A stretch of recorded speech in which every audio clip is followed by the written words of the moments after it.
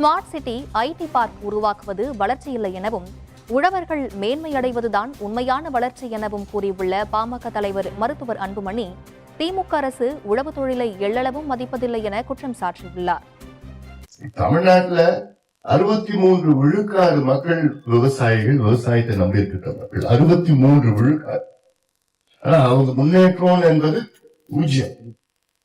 1% 2% சொல்ல மாட்டோம், 0. இது இன்னொன்னு மிக வேதனையான ஒரு செய்தி என்னன்னா, இந்தியா சுதந்திரம் அடைந்து கிட்டத்தட்ட ஒரு 78 ஆண்டுகள் முடிஞ்சு 79ஆவது ஆண்டு. இந்த 79 ஆண்டுகள் முதல் முறையாக தமிழ்நாட்டில் இன்னைக்கு வேளாண் துறை வளர்ச்சி -0.5%, முதல் முறையாக மைனஸ்ல போயிட்டு இருக்கு. அப்போ இது என்ன திராவிட மாடல், இது என்ன விடியல், இது என்ன வளர்ச்சி?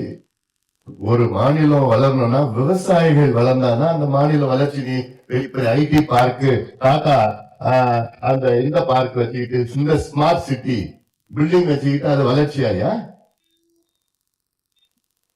விவசாயிகள் வளர்ந்தாதான் வளர்ச்சி, அது உண்மையான வளர்ச்சி. ஒரு மாநிலத்துல 2 3 2 பங்கு மக்கள் வளர்ந்தாதான் வளர்ச்சி.